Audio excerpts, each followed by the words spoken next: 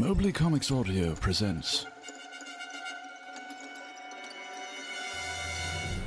20,000 Leagues into Madness. Created by Brian Del Rio. Based on the works of Jules Verne and H.P. Lovecraft. Chapter 5 Necronomicon.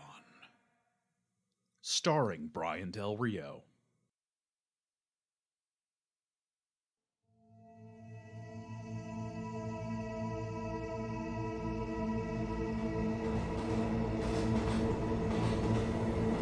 The train car is empty.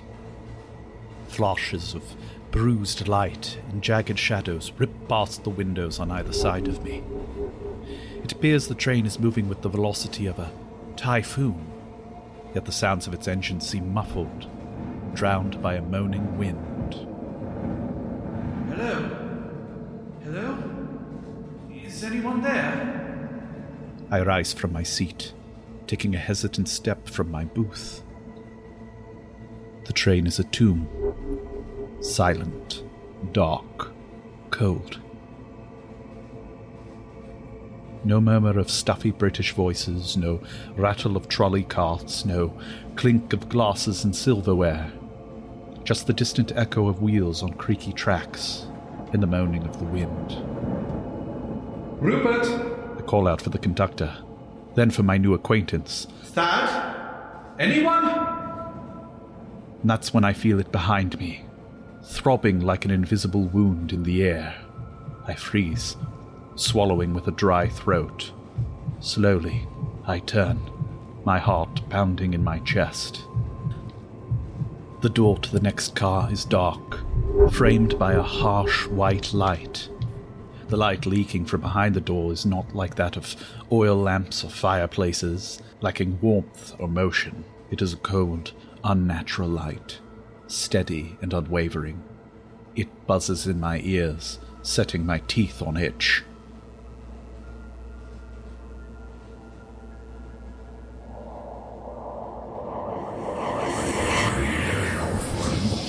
Son of Friday. Who said that? The old ones were, the old ones are, and the old ones shall be. The voice is like a centipede crawling up my neck, like splinters of ice down my spine. Son of Friday. Stop calling me that. I am the son of Mubarak Talwar Singh. Where are you? Undimensioned, unseen, not the spaces you know, but between them. I look back at the door between train cars. Could that be what the voice meant? Suddenly, the steady light that frames the door begins to bubble.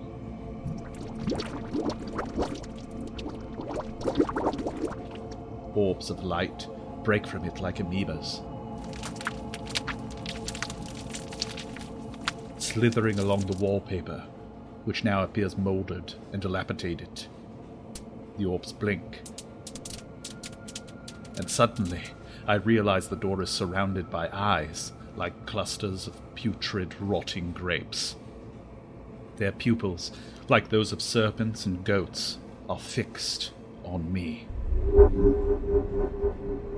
I cringe in terror. Suddenly, the door flies open, revealing a sucking maelstrom of darkness beyond. It knocks me off my feet, pulling me toward the void like a rip current.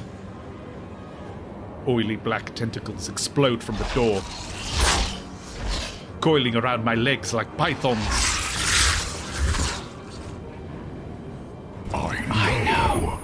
I know where the old ones broke through. Where they shall break through again. I know where they trod Earth's fields, and where they still tread them, and why no one can behold them as they tread. I try to scream, but find my throat has become voiceless. My fingernails dig into the carpet, to the metal beneath. They screech. leaving parallel trails of blood behind them. The walls of the train car shift around me.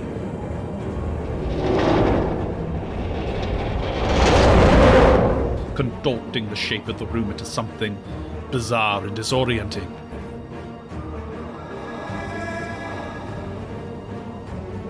The tentacles suck me closer to the vortex.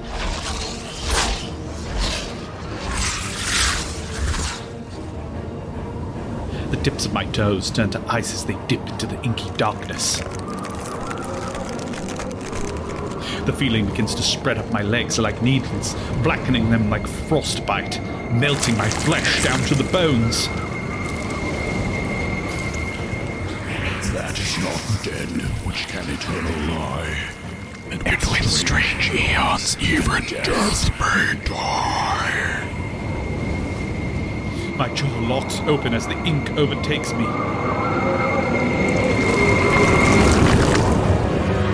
Dakkar? I gasp, jerking my head back. Thaddeus resettles in his seat across from me, startled by my sudden awakening. Once more, the train was filled with the murmur of voices and the warm, flickering light of oil lamps. Once more, the shape of the room had become familiar, and wallpaper appeared bright and new. A dream, I thought, sighing in relief. It was all just a dream. Sorry, I didn't mean to frighten you. That must have been quite boring. What? Thad points at the table in front of me. My eyes fall to the ancient tome. I glance down at the yellow pages I had been reading when I fell asleep, eyes latching to a strange word amid the boneyard of runes, geometric shapes, and mysterious symbols. Yog Sothoth. A chill runs up my spine, as though a door had been left open nearby, letting in an icy draught. I shut the book resolutely, hearing the door of the train car shut behind me as the conductor exits our car. It was then I noticed the absence of the clatter of wheels on train tracks. I glance out the window. Moonlight sparkles off the black surface of the marshland, unbroken by passing trees. Why have we stopped? I ask Thad. Not sure. I think the cowcatcher hit an animal. My brow furrows in confusion. The what? Thad pales in embarrassment. Oh, I'm so sorry. It's a slang term for the pilot. That pointed metal frame at the front of the locomotive? I know cows are your gods. I meant no disrespect. I blink at his statement. Hindus don't worship cows. And anyway, I'm sick. Oh, I'm so sorry. Is that why you're headed to London? To see a doctor like my dad? Oh dear. Let's table all of that for now. So the train hit a cow? Thad shrugs. They're not sure what it was. Apparently we hit it so hard it turned to sludge. They're trying to scrape it off the locomotive before we continue so it doesn't gunk up the wheels or pistons. I rub my chin. Strange. Bones shatter, muscles tear, but neither turn to liquid. Thad's eyebrows shoot up in surprise. Goodness, Dakkar! I've heard of people being unable to stop chewing their fingernails, but I've never seen anything like that before. Huh? What are you... I look down at my fingers, seeing the blood dripping from beneath my nails, and I remember the dream. That's not possible. What was that? Dad? Thaddeus launches to his feet. We have to help him. I nod in agreement, jumping into action. But before we can reach the door at the back of the car, it slides open, revealing Rupert. He shuts the door, pressing his back against it with such ferocity that his monocle pops out of his face, which is as white as a bedsheet and glistening with sweat. Gentlemen, please return to your seats until we have the situation sorted, he says, fidgeting with the monocle before placing it back into his eye with a shaky hand. Thaddeus opens and closes his fists, anxious to know what has happened to his father. Situation? What situation? Where's my dad? I have to... He tries to shoulder past the conductor, but Rupert stops him with an arm. It's not safe, Mr. Higginbottom. Rupert's wrinkly throat tightens. There's something out there.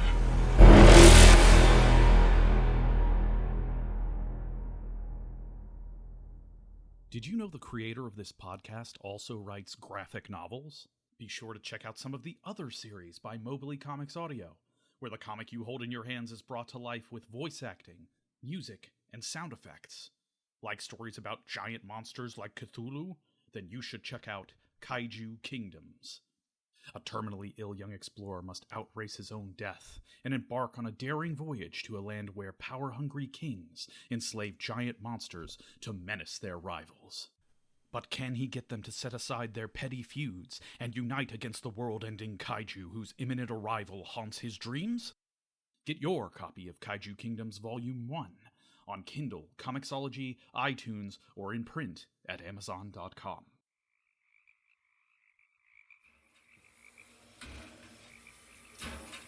The engineer shovels more coal into the furnace, hands clad in overlarge gloves. He wipes sweat from his soot-smudged face with the exposed skin of his forearm before addressing Rupert further, though he never turns from his work. Absolutely not, Mr. Dabney.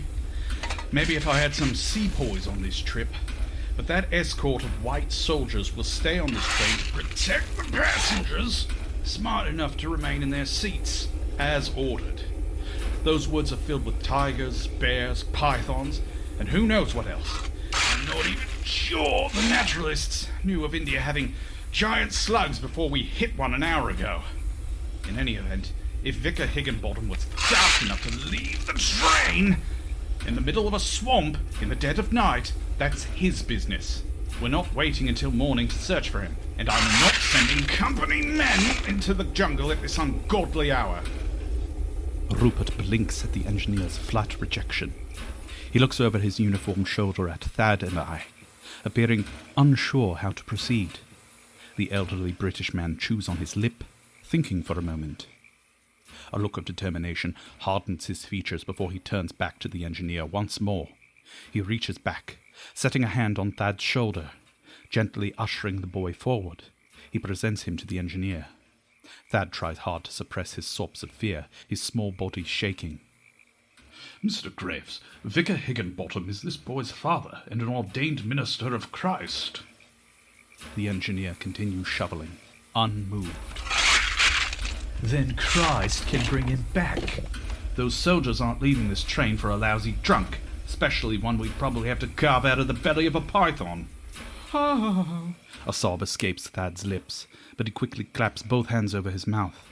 I set a hand on his shoulder, squeezing. I glare at the engineer with Rupert. The old British conductor straightens indignantly. He is almost 2 decades the engineer's senior, and his voice is now coloured with an air of fatherly disappointment.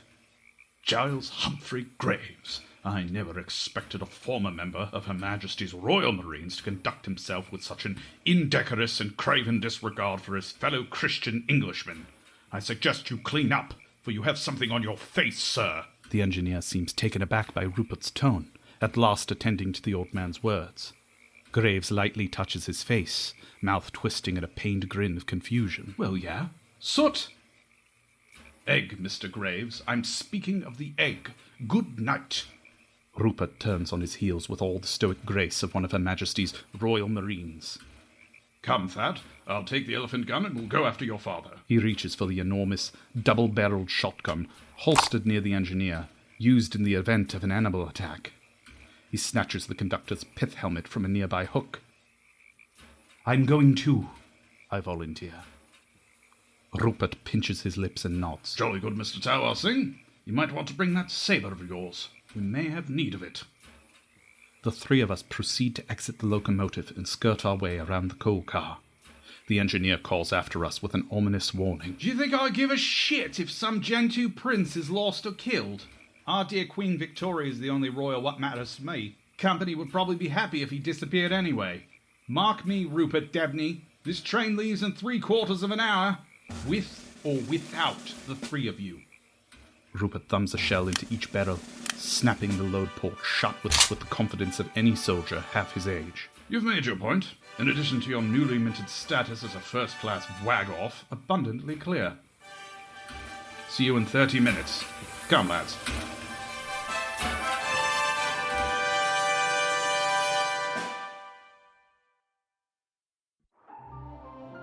Mobley Comics Audio.